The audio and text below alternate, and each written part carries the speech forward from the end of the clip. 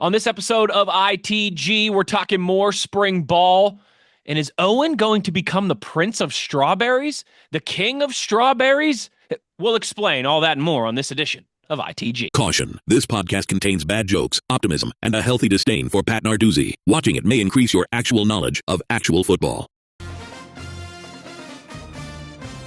ITG.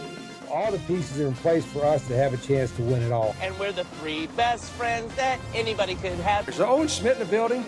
Like a runaway beer truck down the sidelines. Towards the end, he in here, Jed Drenning. I'm not much of an athlete. The thing that's non-negotiable is playing hard and playing tough. And Wesley, Valen, Uhler. You are in the gun. Because once you enter this family, there's no getting out. In the Gun, episode 331 of your new favorite WVU football podcast. I am Wes Uhler, as always, with the best teammates in the business. We've got the beer truck, Big O, and the signal caller, Jed Drenning. Not just the sharp-dressed beer truck, barbecuing, UPS, sharp-dressed, I said that already, Owen Schmitt. He might be adding something to the resume. We'll get to that here in just a minute. But before we do, thanks to our village that makes this whole thing possible. Shout out to Toothman Ford, JR, everybody there at Team Toothman. We all know cars cost less in Grafton. A big thank you to Fortis, our friend Rick Lewis, for being part of this podcast now since its early days. For roof performance and financial certainty guaranteed, you got to visit fortis.us.com. And to friends of the show, friends in real life, the good people at Johnston Equipment, Tim, Emily, and Bryce. Make sure you're checking them out. Route 33 between Weston and Buchanan. You can also visit them online. Johnston, that's with a T, JohnstonEQ.com. Gentlemen, around campus here briefly as we get started, and we like to do this time of year, a tough one in the round of 32, the second round of the women's basketball tournament on Monday for our Lady Mountaineers as they drop a heartbreaker, 74-73 to the Kentucky Wildcats. Just one basket short of advancing to the program's first Sweet 16 since all the way back in 1992. But still a hell of a season, a hell of just a couple years that they've had here in a row. Obviously, Big 12 tournament champions this year. That memorable Greenbrier 5 game, taking down the ACC champion Duke. Getting a home tournament win Saturday at the Coliseum before ultimately falling in round 2. It stinks. I mean, you would have loved to have get that second win at home, have that, moment at the Coliseum for all the seniors. And as I mentioned, get back to the women's first Sweet 16 since the early 90s. It's way overdue, but they are moving in the right direction. Still a hell of a year. Big O, I think we're all pretty confident. It's not a matter of if, it's a matter of when the women go on a deep run here in March Madness. Yeah, and they've done great things and a lot of passion with this team. There's some similarities to some runs we've had in the past when you look at the athletes, and there's been some post-game interview action that's been thing of legends. Seen that? Yep. So, you and Jordan Harrison. Exciting to watch. Yeah, it was exciting to watch, man, and just keep climbing, man. Keep grinding that stone, man. You got to just keep your head down and keep running. They did a great job this year, and it was fun to watch them. And, I know for West Virginia fans, what an electric atmosphere it was at the Coliseum. 28,000 in the span of 2 games to wrap up the season. Wow. And, WVU President Benson gave the girls a shout out on social media, and he mentioned the Greenbrier 5, Wes. And I was thinking, it doesn't even feel like that was the same season. That was so long ago, right? I mean, I'm thinking back to when that happened, and Andrew called that game. And of course, we were working a game somewhere. There was a lot going on, and that just seems like ages ago. But that's really when the story and the narrative of this 25-26 team started, right? I mean, they'll forever be remembered for a host of things, but what happened at the Greenbrier is certainly among them. I mean, that was just the stuff of Hollywood movies. But to wrap things up against one of the biggest brands in college basketball, be it men's or women's, the Kentucky Wildcats coming to Morgantown in front of 13,000 fans. What a story. And guys, the way they clawed back in the second half, it was just an entertaining game to watch. I mean, you wish the cherry on top would have fallen in, and it almost did on that final shot. It set up so well. But when you look at what unfolded in the second half of that game, they fell down by double digits. It's a tie game at the half. And one of the things that I noticed was, despite that height advantage that Kentucky had, we were hanging around from a rebounding standpoint at the half. I mean, what was the difference, Wes? Kentucky was +3 at the half. They ended the game, I'm looking here, +16. So it caught up to us in the second half. That's one of the big reasons Kentucky stretched that lead the way they did. But we fought and we clawed back. We went on that run in the fourth quarter and came down to that one final shot. It helped that we forced more than twice as many turnovers as they did. I mean, we got scrappy. We played our style of basketball, Coach Kellogg basketball. And when you're facing a team with that kind of height advantage, and something else that jumped out, and just looking at the final numbers after the game, points in the paint, Kentucky only held a 32-28 lead. Who would have guessed that with that length and that advantage that they had? Some of those missed layups caught up to us. But look, I walked away. I wasn't incredibly impressed by Kentucky outside of their size and their length. I thought, man, we're more fun to watch. We seem like a more complete basketball team. They just got the height. And at the end of the day, that kind of helped make a difference. You had fears, after shooting over 50% against Miami, and we were sizzling, scorching hot. Sometimes those things catch up to you from a number standpoint. And it kind of did during spurts against Kentucky. Things just wouldn't fall when we needed them to. But hats off to that team. What a story. What a narrative. What a journey. It would have been great to keep this thing humming and jump into the Sweet 16 for the first time since 1992 and play another brand in Texas to see what happened there. But this team's going to be remembered in the annals of West Virginia women's basketball for a long, long time, and for a lot of good reasons. Yeah, and hopefully, just kind of getting started here. Like I mentioned, hopefully this is nothing close to the culmination of Coach Kellogg, and this program. Hopefully this is a launching point. This is a minor setback for a major comeback, I think, as the kids like to say from time to time. An unfortunate way for it to end, but a heck of a year.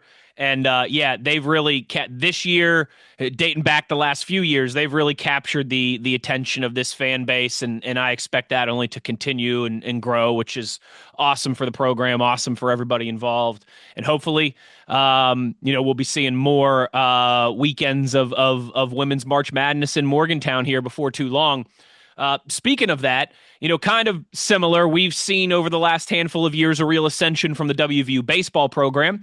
We've seen the baseball program host, rounds of postseason play in Morgantown as well here a couple times in recent history. Well, one name, if you're a WVU baseball fan, that everybody will be familiar with is, of course, J.J. Wetherholt, one of the better players in program history, Big 12 Player of the Year in 2023, first-round draft pick, 7th overall by the St. Louis Cardinals in 2024. And this week, gentlemen, Major League Baseball gets going this week. This week is opening week, opening day across the MLB. And J.J. Wetherholt, at 23 years old, has made the St. Louis Cardinals opening day roster, which is pretty stinking cool. I think a lot of us figured that this was going to be the case. He absolutely tore it up in AA and AAA last year, and it was kind of like, all right, well, what's next? It's time to go to the majors. But I still think pretty cool, Owen, because, you know how this works. It's obviously a little different than football, but for him to make the opening day roster. Like in certain sports, that's a big deal, particularly in baseball. They're not going to do let's give him a couple weeks of AAA and make sure he's ready, anything like that. No, it's boom, right out of the chute. Here you go. And hopefully this is it, Big O. Hopefully he's in the majors the rest of his career and wins Rookie of the Year and takes off and has a hell of a career with a hell of a franchise there in the St. Louis Cardinals. But we just wanted to give a big shout out to JJ Wetherholt for making the opening day roster, and he'll be making his major league debut this week. Hey, keep that bat hot, son. I mean, he's got the cheese, dude. He's got the cheese. And I'll tell you what, you can have a long career in baseball. That's what's really different from, the other leagues, and not even make it to the show. So to be named on the opening and hey, now it's time to take over. I think of where that phrase we became familiar with it, the show. And of course, that's from Bull Durham when, Crash McClain, was it Crash Davis, right? Yes. He was talking about making it for 3 weeks, right? I might be getting was it Major League or I'm trying to remember which catcher name Costner played in. Yeah, Bull Durham. You're right. It is Crash Davis. Yep.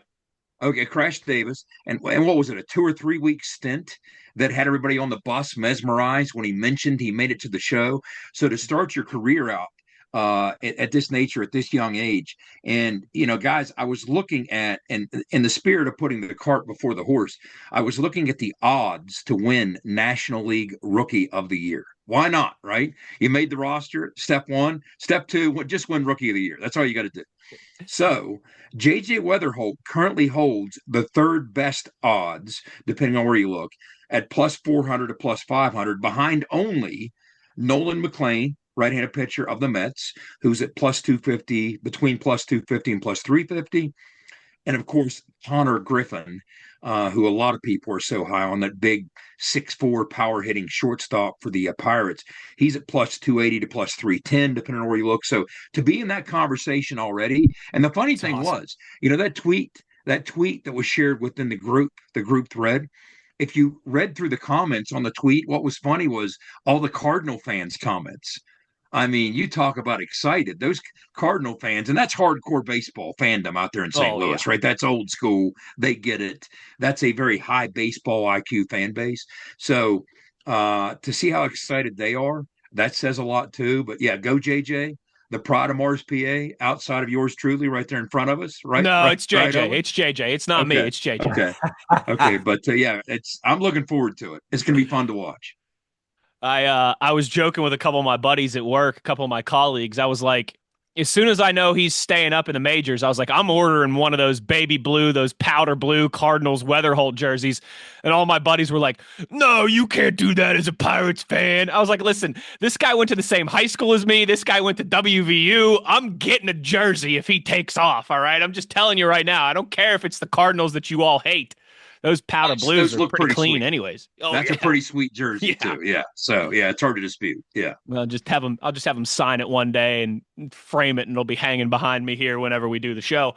Before we get to our break, Big O grand marshaling the West Virginia Strawberry Festival, of course, in Buchanan, the 84th edition of the Strawberry Festival. Big O, Grand Marshal Big O, will be adding to your long, extensive list of well-earned nicknames. Tell us all about this, how it all came about. Chuck Lips, who's a guy, he's promoter for I think it's RMA, I believe. I've known him for 20 some plus years.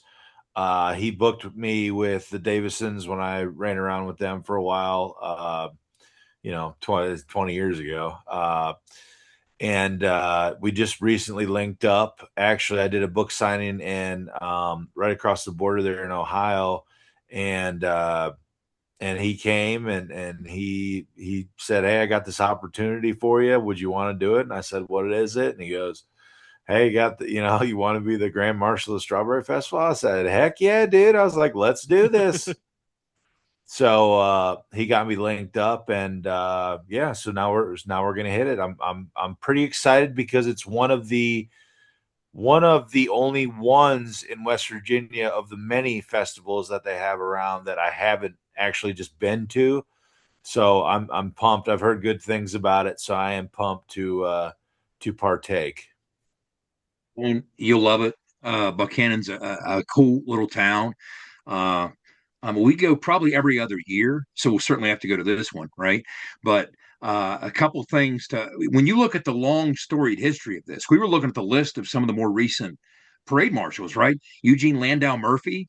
Yep. And I got a text from friend of the program, Emily Johnston of Johnston with Equipment with a T. And she was saying, let him know the board is fired up. The board is excited. It's a big deal to these people in Upshur County. It really is. And surrounding area, really in north central West Virginia. It draws a crowd in from all over the state, a lot of people from outside the state. It's a cool get together. It's a cool event.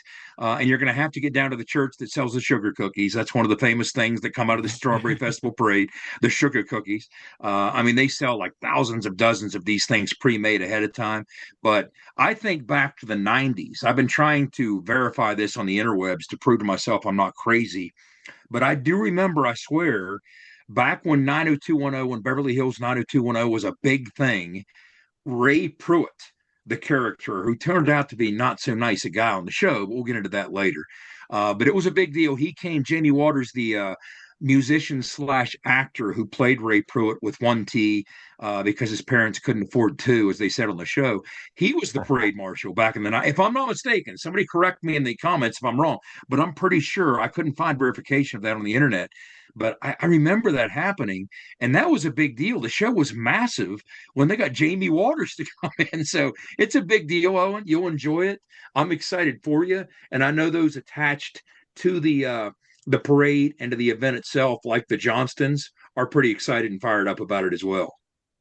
Oh, and I've been able to visit that Buchanan a few times, and I have a couple of friends in town, so I'm excited to get back there and see what it's all about. I know the kids will have a good time going down there, so we're excited as a family and excited to get all rushed up on sugar cookies. There you go. There you go. I love it. You guys, Jed, you'll get a kick out of this. Bring everything full circle here with Owen's upcoming grand marshaling and your past in the TV business, Jed. But after my graduation at WVU, I was kind of working a few part-time jobs while I was trying to get a hockey broadcasting job. That was my main goal after graduation. I ended up getting one about a year later. But for that year until I got a full-time job in broadcasting, I was doing a bunch of different kind of freelance odd jobs. I was working for Big Daddy and doing WVU video board stuff a couple days a week. I was calling high school basketball games for a radio network. High school football, high school basketball, that type of thing up in Pittsburgh a couple days a week. And I was also working on the weekends for WDTV as a news and sports, whatever they needed me to do, reporter. And one of my very first weekends, because I started that job, like around graduation time, like early May-ish. Yeah. One of my very first weekends, I remember my assignment was to cover the Strawberry Festival in Buchanan. And I was Excellent. like, are they really sending me to cover a strawberry festival? I was like, what's this going to be? Is there even going to be that much to see? Boy, was I wrong. There was plenty to see. There was plenty to do. There were plenty of people for me to talk to, plenty of footage for me to shoot with my little rinky-dink cameras. I'm trying to put a story together. So yeah, pretty cool. The Strawberry Festival is a uniquely West Virginia event. It's a lot of fun. It's a cool tradition in Big O. It's pretty awesome that you're going to be front and center for it here in a couple months. Yeah, excited, man. Excited. And Jed, hopefully I do see you down there, bud. To make it. And you also have to try the strawberry lemonade that bounces around town, not just in the restaurants, but you'll see it served in some other spots too. And it's like legit strawberry lemonade. I mean, big full size strawberries with green leaves floating in the lemonade. It's good stuff, man. It's now, Jed, they have a lot of fun with it. Can you tell me the name? Like, why is it this? Like, I mean, is that area known for like tremendous strawberries or what? Question. If somebody from Upshur County, I'm sure, is listening, please leave it in the comments. Otherwise, I'd like to investigate that myself. I'm not entirely certain of the history behind it, but your kids are going to have fun. There's a lot of cool rides they bring into town, a lot of fun stuff to do. Parking's, it's pretty accessible. The way Buckhannon's laid out, no matter where you park, even if it's a couple blocks off the main drag, you're still within striking distance, a short little jaunt to whatever you want to do. But that's a good question. Here you go. Here you go. Here you go, boys. From WVStrawberryFestival.com. West Virginia Strawberry Festival, a cherished celebration of community, tradition, and sweet bounty of our region. Since its inception in 1936, the festival has grown into a beloved annual event, drawing visitors from near and far to experience the unique charm and hospitality of Buchanan, West Virginia.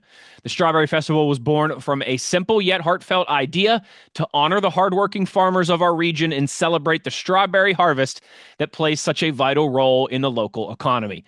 What started as a small community gathering has blossomed into one of the state's most anticipated events, spanning an entire week each May with a rich array of activities and entertainment. So there you go. You love it. This on the house, Owen, but you're gonna have to stop on the main drag right there and hit CJ Maggie's for 40 miles of bad road nachos, I should say. 40 miles of bad road nachos. Those things have been around since I remember when we were coaching at Glenville. Ask Dusty Rutledge. I mean, we used to make trips to Buchanan just to go to CJ Maggie's to eat 40 miles of bad road nachos at CJ Maggie's in Buchanan. That's what you do when you're coaching at Glenville. You look forward to things like that. Yeah. I love it. Well, that'll be a lot of fun. That is Saturday, May 16th is the parade. And then, you'll see Big O leading the charge down there at the Strawberry Festival. And we'll be looking forward to hearing some stories on the back end of that thing for sure. Let's get to our break. We'll talk some spring ball when we return on the other side. You are in the gun. For nearly 20 years, Fortis has been the nation's leader in providing guaranteed roof performance programs for commercial buildings. Fortis offers roof performance solutions that feature extensive initial and ongoing reconditioning for commercial buildings as an alternative to traditional replacement, with long-term performance guarantees that are backed by global leader Lloyd's of London. Fortis offers a comprehensive range of roof performance management programs that provide financial security, extend the life of our customers' roofs, and make a significant impact on ROI. Fortis is currently improving performance and increasing ROI for customers at more than 4,800 locations, with more than 140 million square feet protected, including many Fortune 500 companies that have turned to Fortis to save money, gain financial certainty, and extend the life of their existing roofs. Fortis has helped customers save more than $520 million in capital roof replacement costs for an average ROI of over 250%. To learn more, visit fortis.us.com. Fortis, roof performance and financial certainty guaranteed. Nobody supports the blue and gold Mountaineers like Toothman Ford. With over 20 NIL deals and counting, Toothman Ford continues to rally behind our student athletes. And it's time we rally and support the dealer that supports the Mountaineers. Not only does Toothman Ford offer the best prices in the state on pre-owned, their never over MSRP campaign on new Fords guaranteed to save you thousands. Drive with pride all season long, knowing you're supporting the dealer that fuels our Mountaineers. Toothman Ford, where cars cost less, in Grafton and at toothmanford.com. When the sun's just rising and the work won't wait, you need the equipment that works just as hard as you do. Johnson Equipment delivers power, performance, and reliability day in, day out. Whether you're plowing fields, hauling loads, or planting the future, our tractors are built to take it and then some. Strong, reliable, ready. Low rate financing available on select Coyote models. Johnson Equipment, farming made easy. Back in the gun here as we roll along on this edition of ITG. We're going to talk some spring ball, particularly some running backs, some fullbacks, Jed and I were kind of laughing before we started today. Our last episode where we were doing spring ball updates, apparently we spent like the whole time talking about the defense, and everyone in the comments was like, hey guys, this is great, but what about the offense? Anything on the other side of the ball? So we'll get there in just a minute. Imagine that, Big O, on this podcast, we're getting accused of not talking about the offense enough. I think that's probably the first and only time that'll ever happen with a former quarterback and fullback here flanking me. But Jed, before we get to that, you had a tweet about Power Four conferences and going up against number one ranked teams? What do you got for us cooked up here? This is a post that was on X from @Matchup Tracker, CFB Tracker, who posted just typical offseason stuff that's kind of interesting this time of year. Each Power Four conference team's all-time record versus AP number one opponents. So how have each of the 68 teams in Power Conference football right now, historically, what is their all-time record against the number one ranked team in the country? From the Associated Press Top 25 poll. Some things that stood out here. A couple dozen or so, West Virginia, of course, is among them, don't have any wins against the number one ranked team in the country. We haven't done that. We've come close, haven't beat a number two either, but we're going to get there. But who do you think is the one team? We'll start with the easy one. I'll just ask you guys some questions. One team in Power Conference football has an all-time winning record against the number, which is astounding. Wait. Thank you. You said it. My thought was like, but wait, they've been ranked number one so much, but Alabama. Okay. Which that brings up another one I'll get to in a second with Georgia, but Alabama all-time is 11-7 against the number one ranked team. That's Nick Saban. That's obviously Bear Bryant. It's insane. That's insane. Okay. Now, you have a couple teams with 9 wins, but losing records against the number one ranked team. And one of them is more, it's not as recent as some their success hasn't been. An old Big East powerhouse who has 9 wins against 11 losses, you guys. An old Big East powerhouse. The U. Yeah, I was going to say, the U. Yes. And then Notre Dame has 9, but they have more tries. They're 9-17-1 all time. If you're wondering about Ohio State, here's one for you. What's going on here? Ohio State is number 4. Their record all time against the number one ranked team is 7-11. Right behind them at 7-12, Michigan, Purdue. What? Yes. So. And then you have USC at 7-13.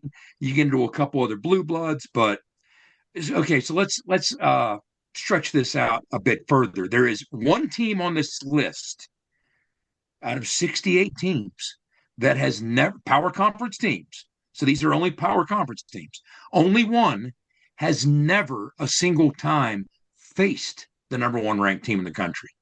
Only one. 67 out of 68 have. Only one has not. Any guesses? Because something tells me when I tell you who it is, you'll be able to unpack the why behind it. It'll kind of sort of make sense. For the same reason you have a couple others that only have not many, like 1, 3, this type of thing. BYU. You're close. Owen, you got any guesses? Close, like regionally? This is out of all power conference teams, the 4 power conferences, there's one team from either the SEC, Big Ten, ACC, or Big 12. Only one team, those 4 conferences, has never faced a number one ranked team. 0-0 all time against the number one ranked team in the country. Oh gosh, stands out on this list, actually. I'm going to say, oh, God, they've never faced a number one team. The only team on here that has not. I feel like Nevada? Who wants to be a Mountaineer? Nevada? Oh, they're not power conference. That's a good guess, but they're not power conference. So only a team from the Big Ten, SEC, Big 12, or ACC. Okay, it has to be in one of those conferences. Oh, man, that's like, I don't even know. BYU was a good guess. BYU all time is 1-2. Here's your answer. The only team on here that is 0-0, the Utah Utes. Again, makes sense if you unpack their history. Only recently did they move into a power conference. Yeah. When they were back in the Mountain West and such. Yeah.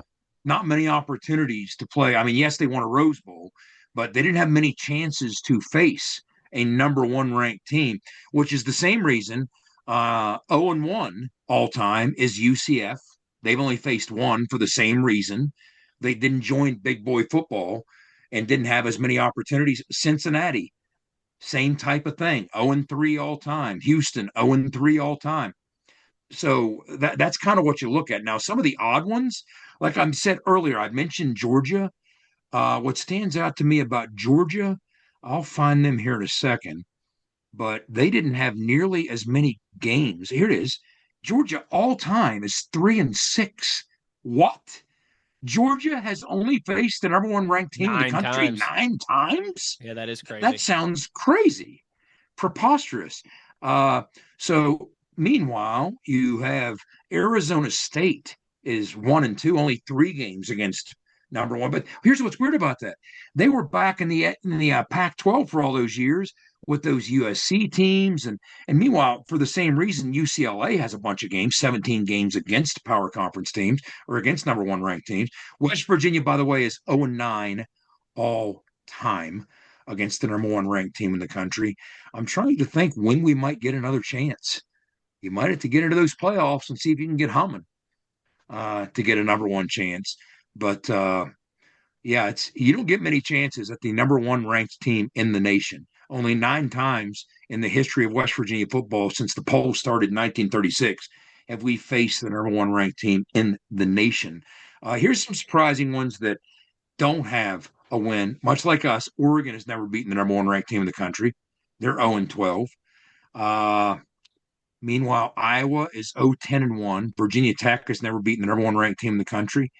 Okay. I'm trying to think. Those are the ones that would surprise you. But yeah, this was just fun to look at. I'll send it to Schuyler and we can post this on the show. He'll throw this up as we're talking about it so you can see all of them. But Michigan all time is 3-19-1. So not spectacular, it's not very good, yeah. Even by against number one ranked standards, because what you're going to say is, well, nobody has a good record against number one. Well, sure, not a good record, but Alabama, that's not to sneeze at. 11-7, that's just nuts. But yeah, fun stuff. But I figured that was worth a shout out, just to mention. That's fun this time of year. All right, well, let's talk some spring ball then before we get out of here. And Jed, I know you wanted to talk some running backs, maybe some fullback, and get real deep into the weeds here with Big O. Let's start with this. This is the first time, and we've talked about Caden Luke, the fullback transfer, old school true fullback, 5'11", 249 pounds, that transferred from Arizona. Starred as a high school standout in Tucson. Wes, you and I have talked about him a handful of times here on the show, yeah. But this is the time we've had, first time we've had Owen on the show with an opportunity, and that's what everybody wants to hear, is Owen's take on the possibilities of this new guy who is kind of a much more compact potential beer truck. We don't throw that around very easily. You got to earn that. You got to earn that nickname, as Mr. Schmitt has. But Owen, what do you think about the possibilities of a guy like Caden Luke in Coach Rod's system? He's been starving for a true fullback type, and it seems he's the perfect candidate to fill that role. Yeah, I mean, be honest here. I mean, a fullback role, it's an attitude, right? It brings attitude to your team. It's a toughness, it's a physicality. And it looks as if Caden can bring some of that to the squad. Like you said, compact frame, a load in the ass. I mean, 249. He's a solid looking kid from what I've seen. Talking to Travis, he said he's a wild man, which I love. He brings that energy, which you really, you kind of need that at that position. I look back to when I played at West Virginia, and the fullback role was just kind of like evolved into what it became. When I got there, I don't think Coach Rod had any specific idea what was going to happen, but really when he got to see kind of the skills, I think what helps is it's another body back there that you can line up that you can bring a physicality to the downhill run game, which we desperately need. The short yardage run game, which you have to have that if you want to win close ball games. He's a former wrestling state champion, so he's a tough kid. A completely different mindset if you know any sort of wrestlers at all. I mean, it's just a whole different level of self accountability. So the kid's going to be ready and come to play. It's exciting to see some of that size too. With some of the running backs we got, we got 5'11", 230-pound freshman.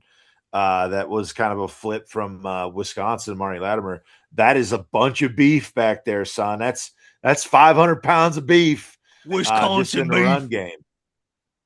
So it's nice to see that. And I think, Jed, we talked a little bit more before, the program tonight, and just kind of talked about what, he's still just learning and gaining right now in spring ball, but, probably be able to see his full ability when he really just kind of starts to just play, right? And is able to just bring, who he is on the field instead of having to worry about where he needs to be or fit right. Just go hit somebody. About it. And if you want to double back, in looking at Caden Luke, it's interesting because what Rich did, you were one of the first guys that he kind of asked to play that dual role in the old school fullback and then moved to, back then it was an attached tight end. It wasn't even really a wing spot, a wing tight end or H-back type. You were attached. And those are sometimes some tougher blocks, but it put, Rich back then in position to throw some different things at the defense without switching up a personnel group. Yeah. I mean, when they're facing Owen Schmitt on the field with Steve Slayton, do you treat that like 20 personnel, 2 backs, no tight ends, 3 wides? Or do you treat that like 11 personnel, 1 back, 1 tight end, 3 wides? Defensive coordinators struggle with those types of things. So you're going to ask sometimes some guys to cross train and serve dual roles like that. But if you look at Caden Luke, again, one of the things that I always remind myself of when people are trying to make the comparison to a potential Owen Schmitt. Whoa. There's many reasons Owen Schmitt doesn't grow on trees.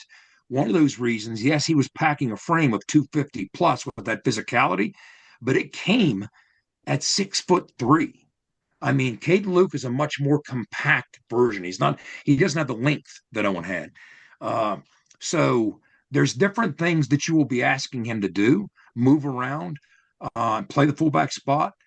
He'll probably end up in a wing spot sometimes. There's different things he can offer from a blocking standpoint, much like you ask the tight end room to sometimes step into the backfield and play somewhat of a fullback role. You like to cross-train those guys because it gives you versatility as a play caller and from a personnel and sub standpoint.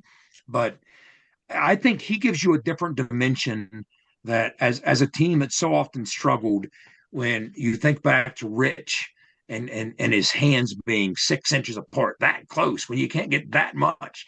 And what was it, the Arizona State game? I was sitting across the table from him in the post-game press conference, and trust me, nobody wanted to be in there with him at that point. He was not happy, and you recognized he's going to address this, and he's going to address this in a big way this offseason. And part of the pieces that have been put in place to help address those short yardage struggles are a physical, old school, bloody your nose, stick your face in the fan, fullback type like Caden Luke. Now let's see what kind of role he does play.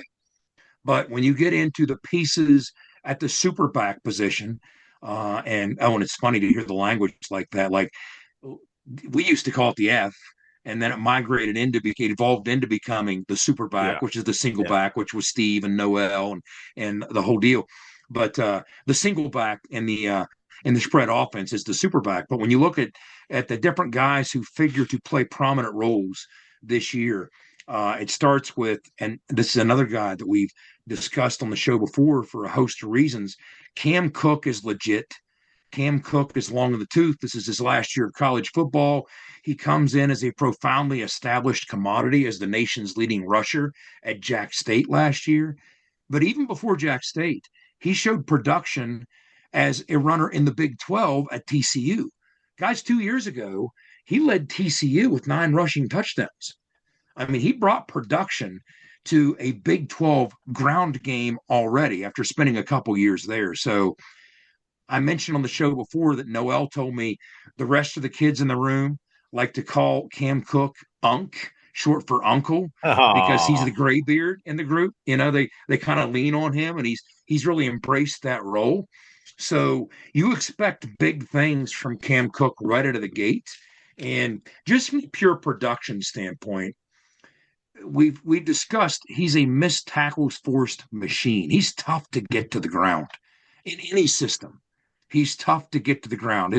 His center of gravity is different than a normal human being. See, he has that thing that makes special running backs different than most other people walking the earth, right? It's just difficult to get this guy down. And when you look for those rhythm building plays that we like to talk about offensively, not even necessarily the game breaking splash plays of 20, 30, 40 plus yards, when you look at the rhythm building plays that help an offense hum, the 10 plus yard carries.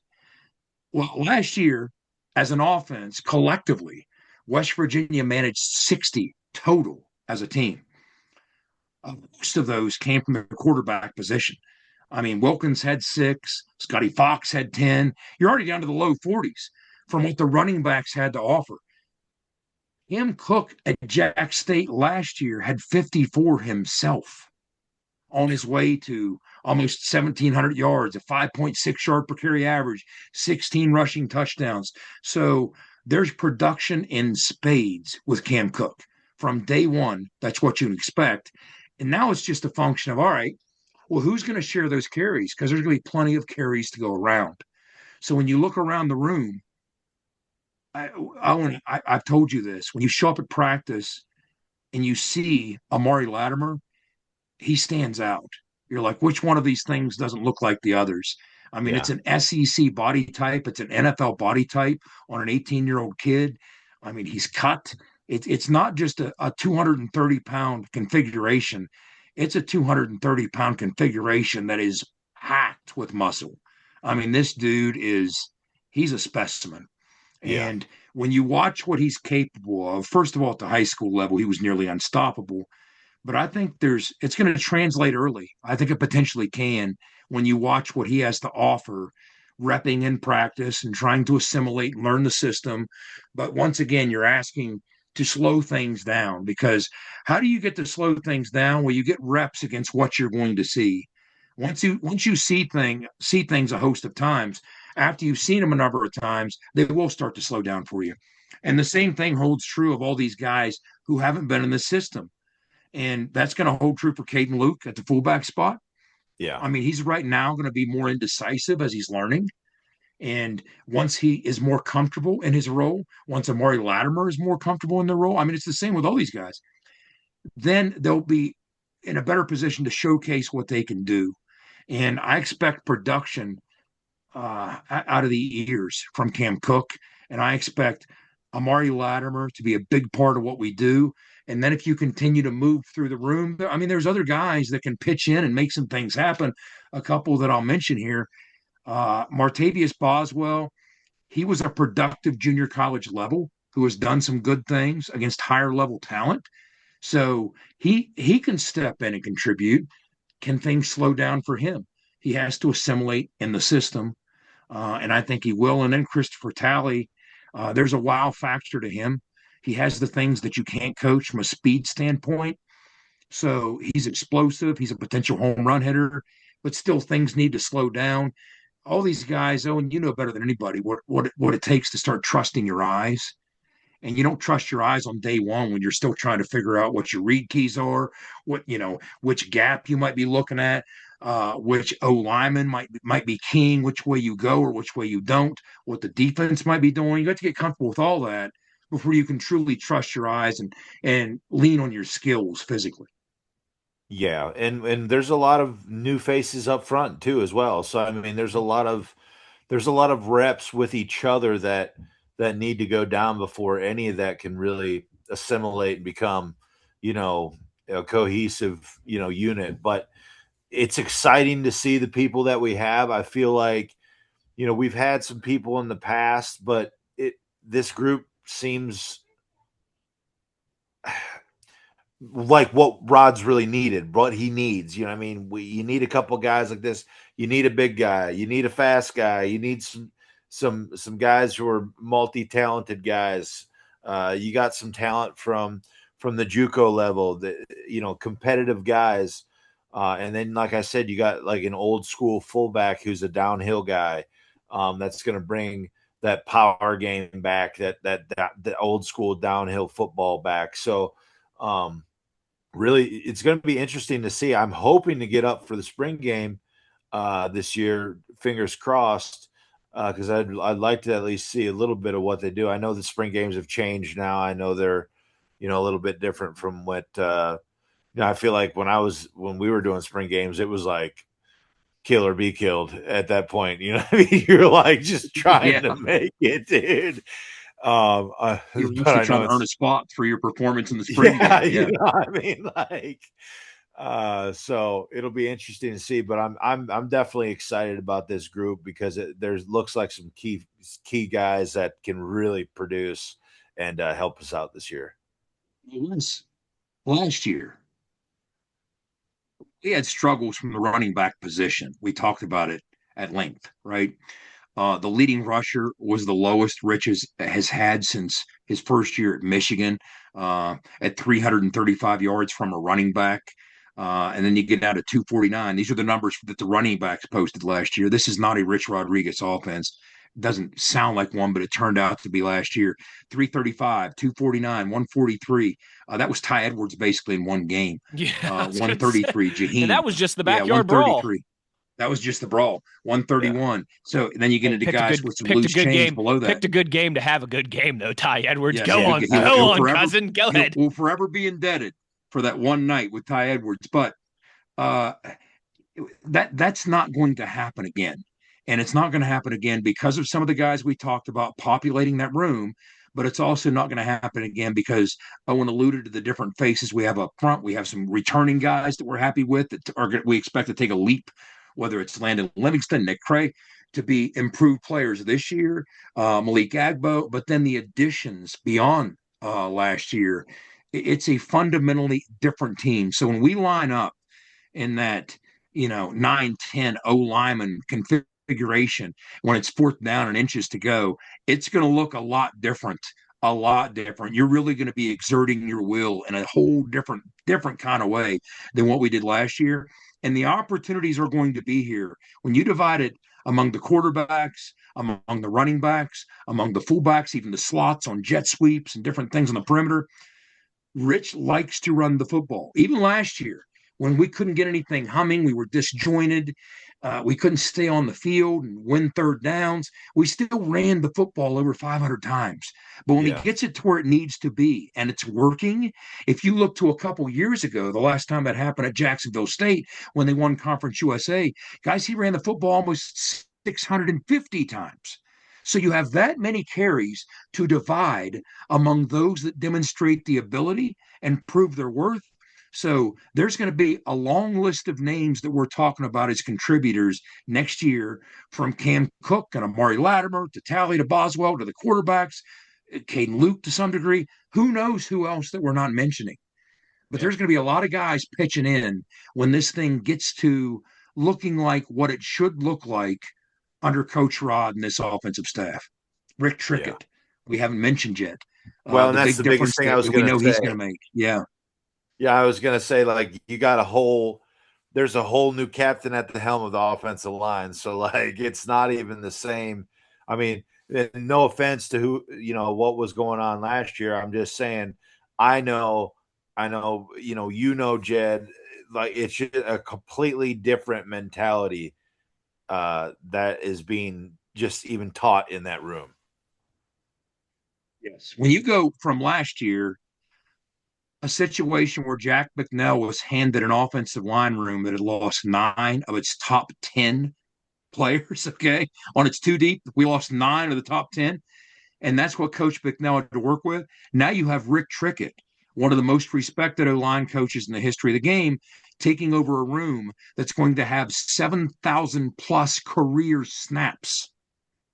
So much more battle-tested players, much more experienced coach with what Rich wants.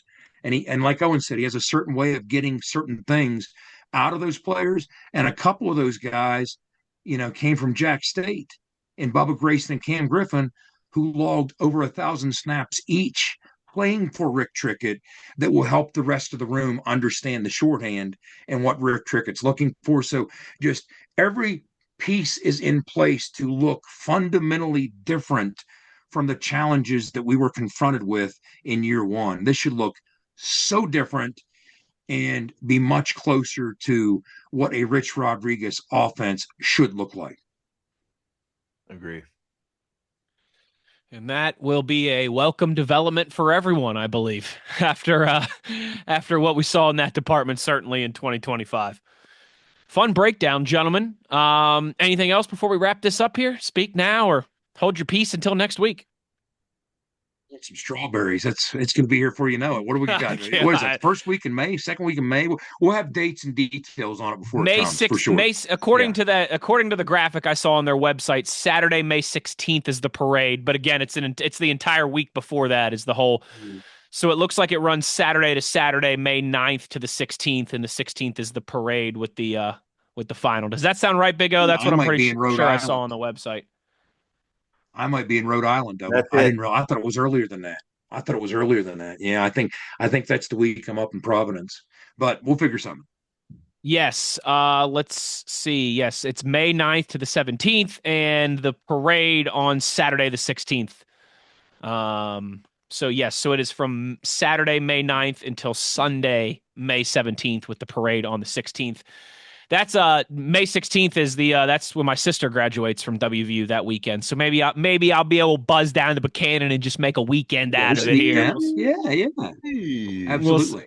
We'll see when we get a little bit closer though. But that's awesome, Big O. We'll make sure obviously between now and then to remind everybody and pump that a few more times. And of course have some good stories from Big O there in mid-May after it all goes down. But that will do it for us on this edition of In the Gun. For our producer, co-host, Mr. Do-It-All, Schuyler Callihan, the king of the strawberries, the barbecuing, sharp jest, beer truck, Big O, and the signal caller, Jed Drenning. I'm Wes Uhler. The one thing we ask of you is to be an ear and tell an ear about your new favorite WVU football podcast. Take care, everybody. We will talk to you soon. You've been In the Gun. ITG. The fun doesn't have to stop here. Be sure to hit subscribe and never miss an episode. If you have any questions, suggestions, or feedback, be sure to follow us on X at In the Gun Podcast. Join us again next time. Until then, tell an ear to tell an ear about your new favorite WVU football podcast.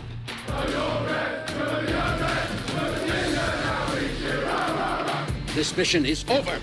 It's over.